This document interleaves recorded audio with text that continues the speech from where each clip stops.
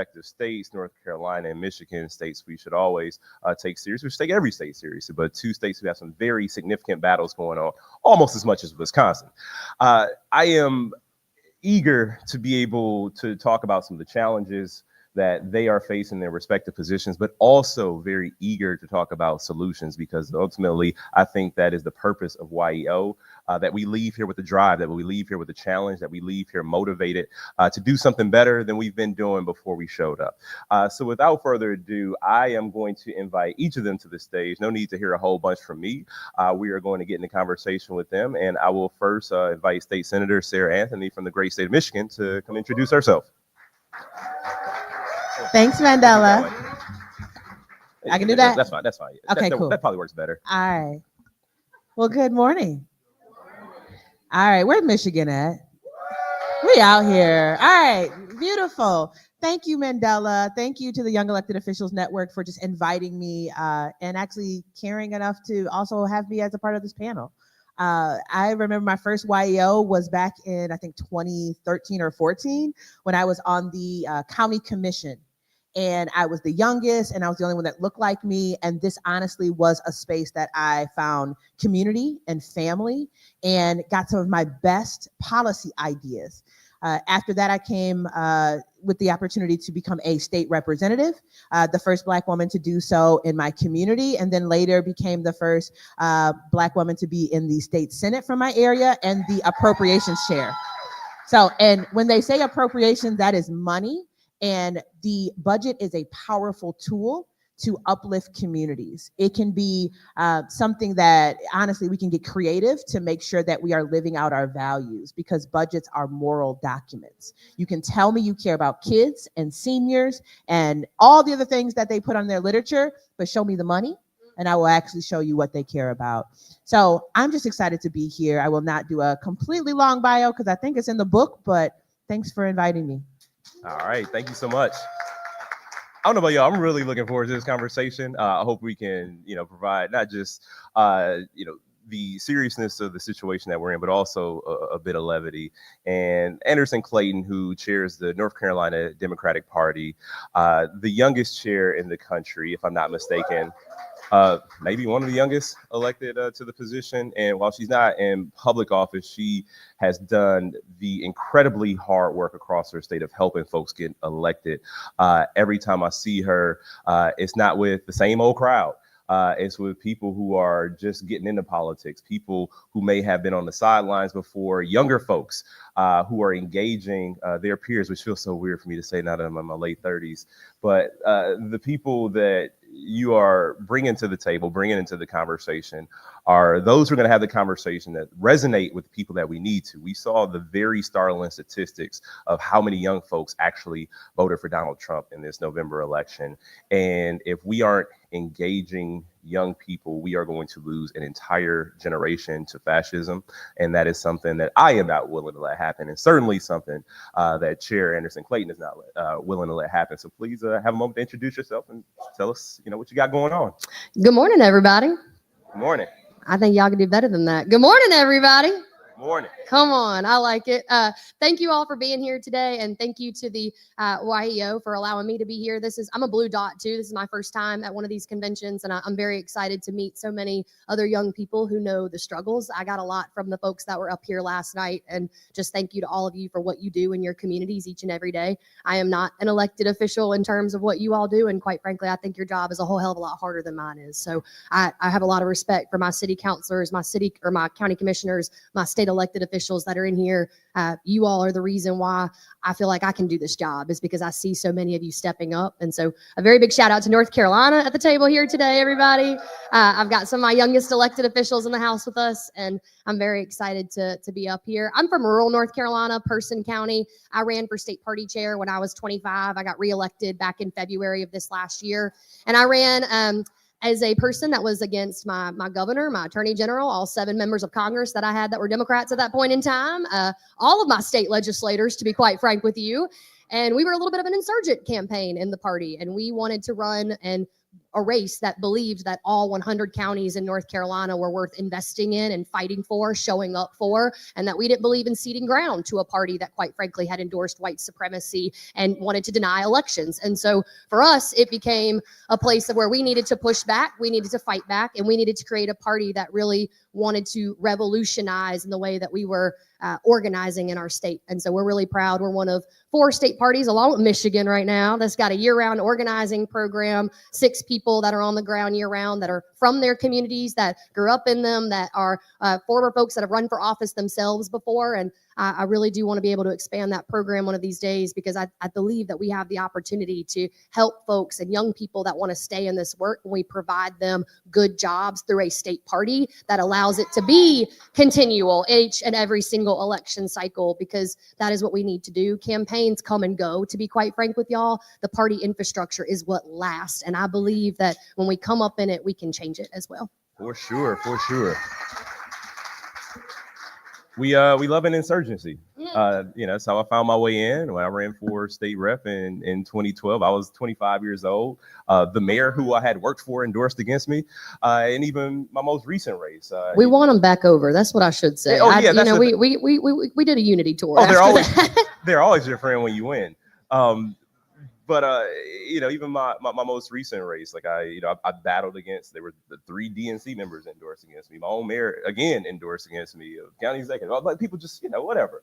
But the best form of revenge is victory. So, and I know there are so many YEOs with similar stories to tell.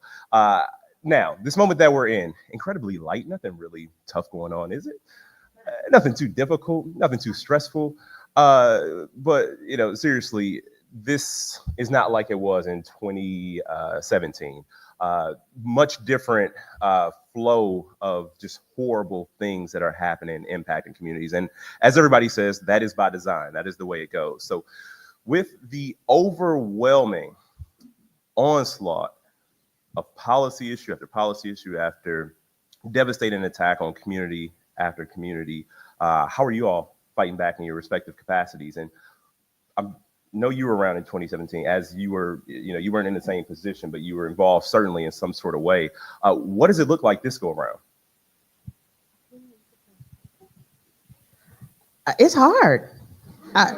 It's hard to be in leadership right now.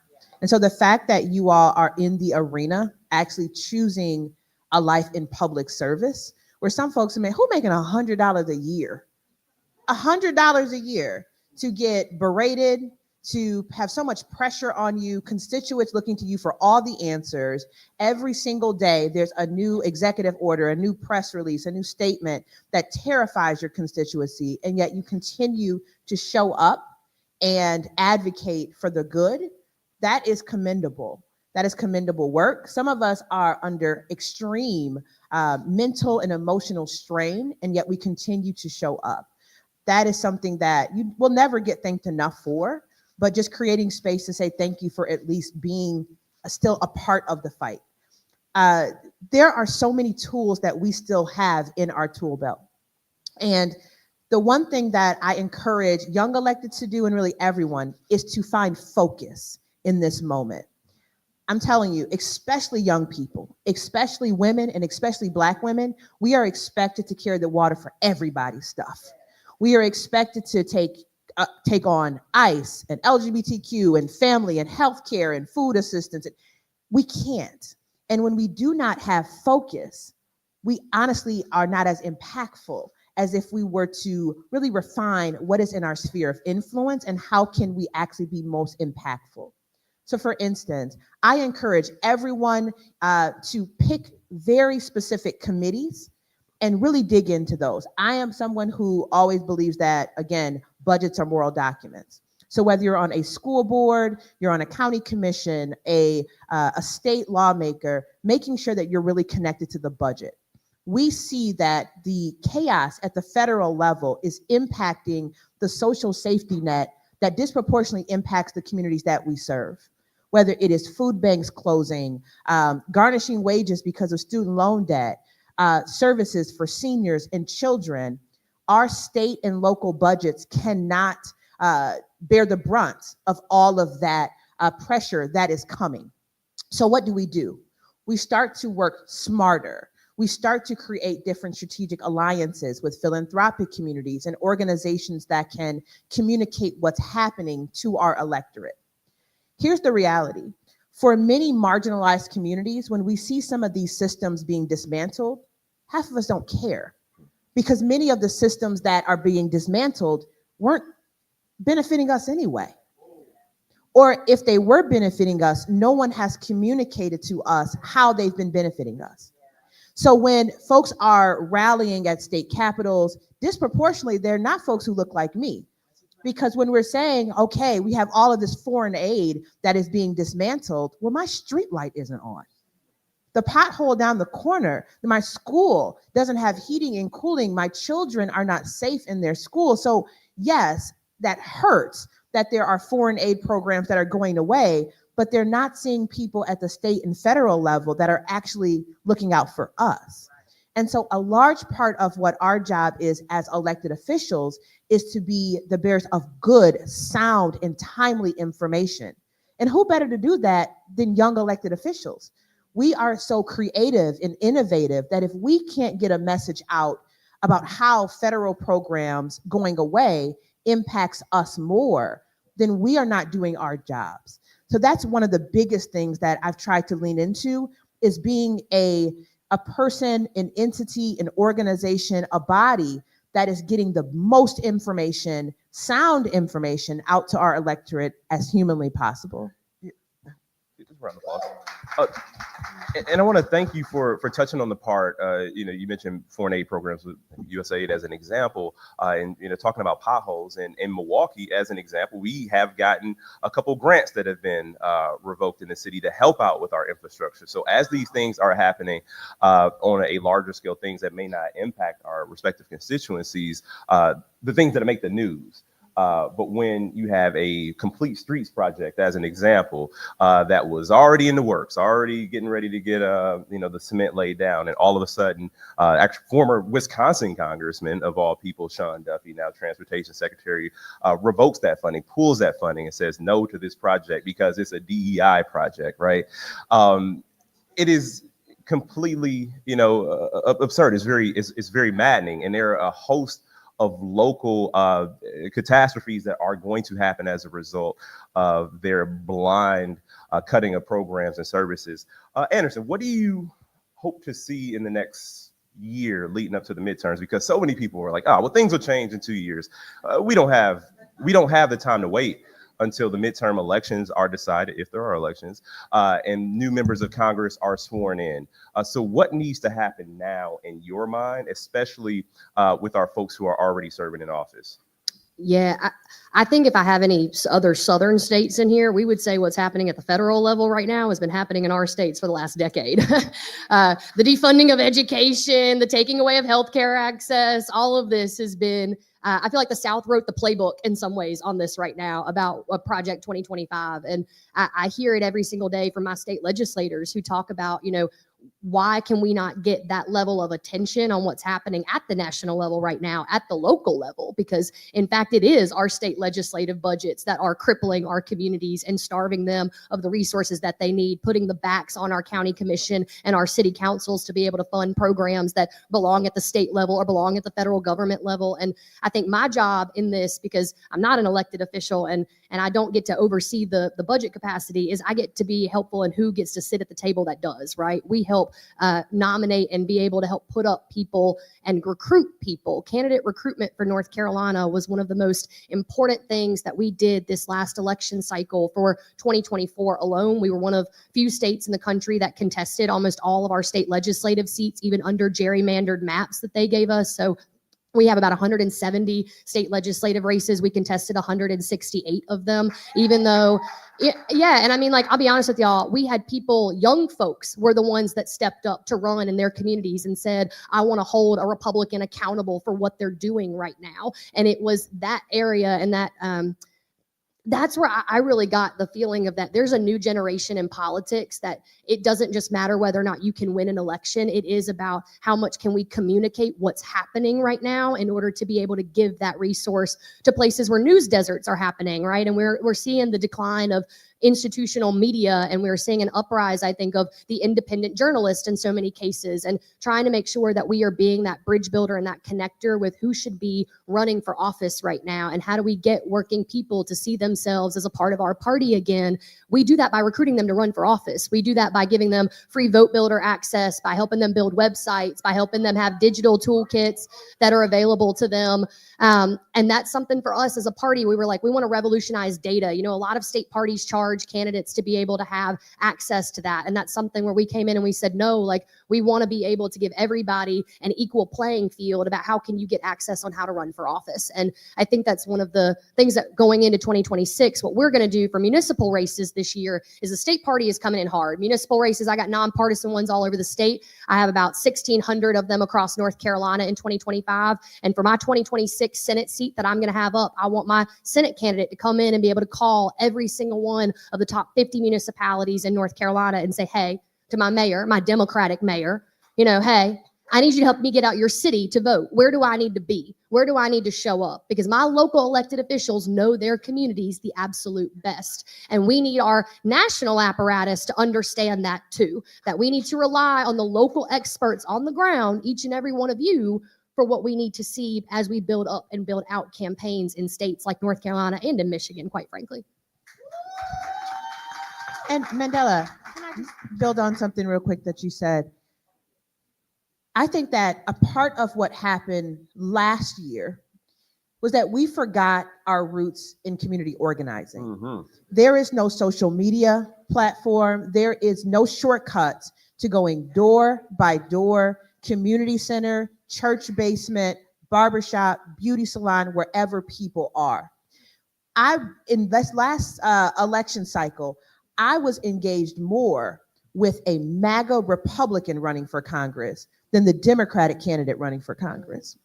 They neglected my community in South Lansing. We just did not get engaged. We had little pieces of literature in our door, and then they checked me off as, okay, well, she's a Democrat, so of course she's going to come out.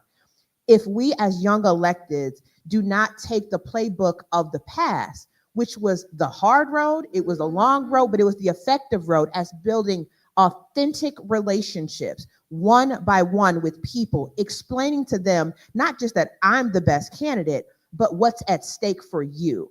What are the issues that you should see reflected in this election cycle? We are going to miss the mark again.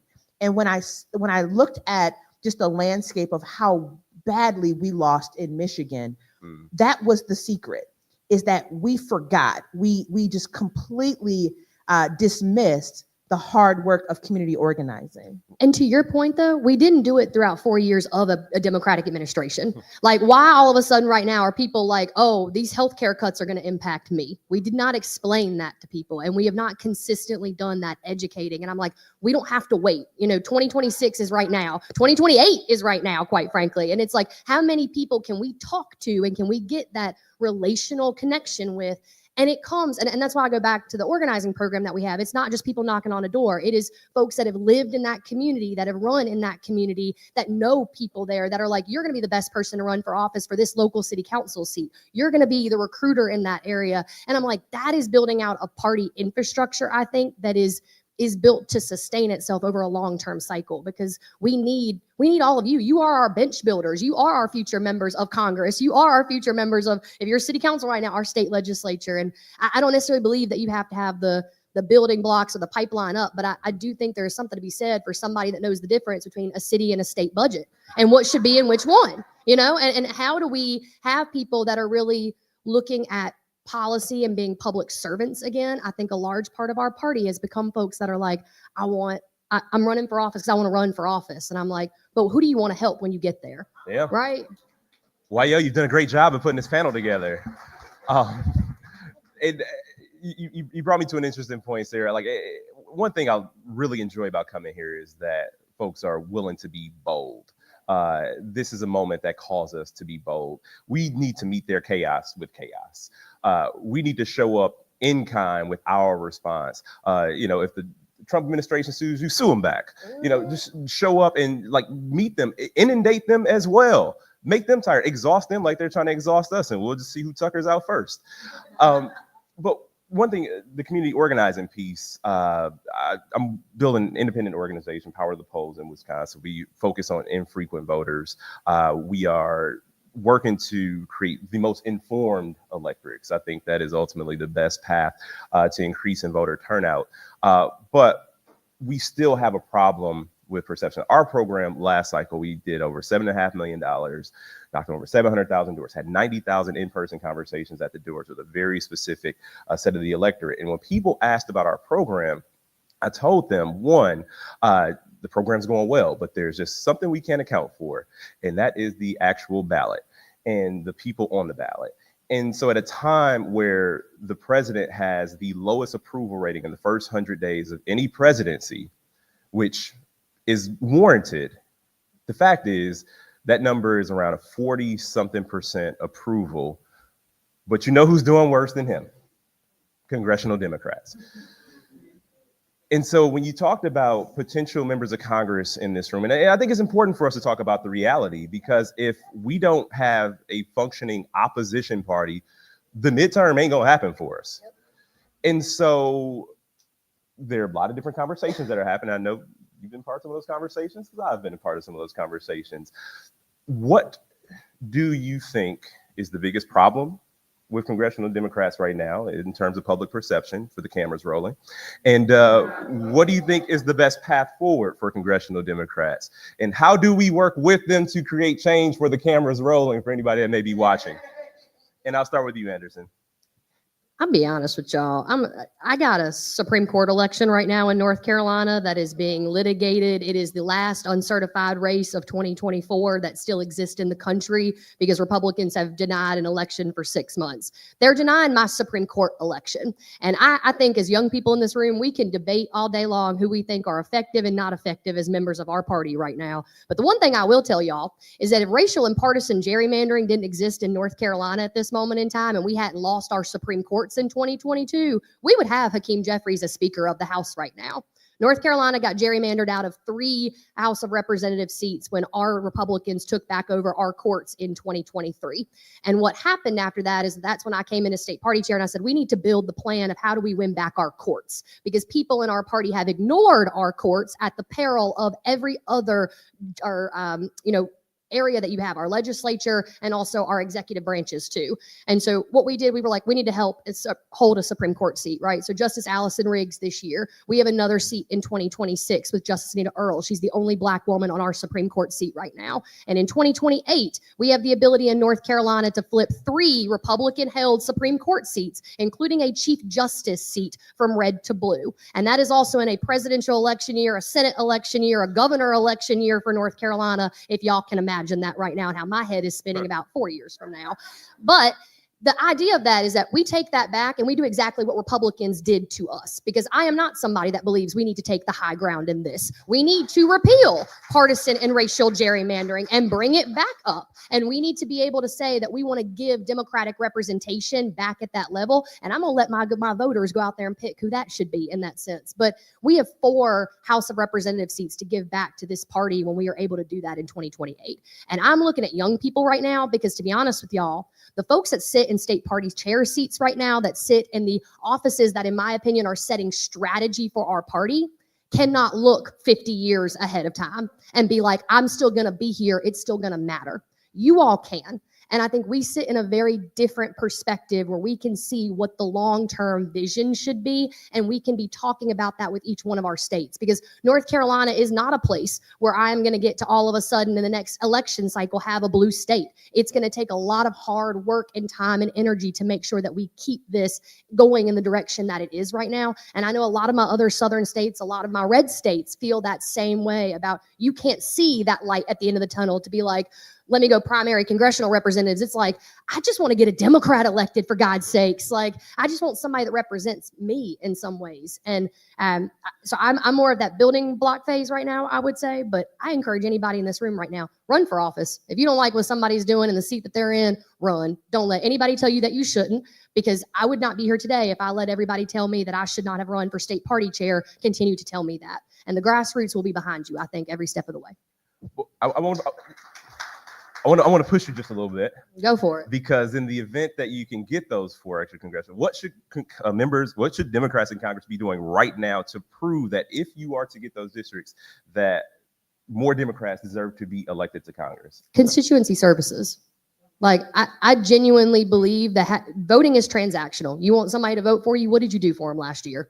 And did you do anything? Did you send somebody to their house to let them know who their local member of Congress was and that they have a constituency line in their office that can help you get whatever you need? Government should be a force of good, and we need to show people how government can, what it can do for them. I mean, I genuinely, to the point that you just made, it's like, no one believes that these services impact you unless you're telling them that they do. And I feel like right now, problems that we have, and that's partially because I realized the person that was making $100, like you said too, and I'm looking at Jordan Lopez right now, who's in my state legislature, who makes $13,000 a year to do that job and is working 2 jobs to be able to do it right. Like, I understand that there are barriers to young people from being able to do the other parts of the job that you should be able to. And I do think it is on a party to help solve that problem of how do we help young people, but also just like in general, state legislators be able to do the other parts of their job that should be constituency services. Members of Congress do not have that problem. They are paid to do it, which is why I'm like, we need to push them on being able to say, we need to see you in your district. I don't need you showing up actually in a Republican's district. I need you showing up in your own. I need you showing up in a place where like we have got to get out our own people, and we have got a turnout problem where Democrats do not believe in their own party. And I think when we saw last election cycle, we didn't just lose this election to Donald Trump, we lost it to the couch. We lost it to people that did not believe in our party. Senator Anthony, you think we need more fight? I think we need better people running for office and serving in office. I'm not talking about any of my Michigan colleagues who are here. These are the good ones. So I'm just going to be honest. All of y'all, this is not you. In 2023, we gained a Democratic trifecta in Michigan. House, Senate, governor seat, all of the statewide offices. People showed up and said, we think you can do a good job.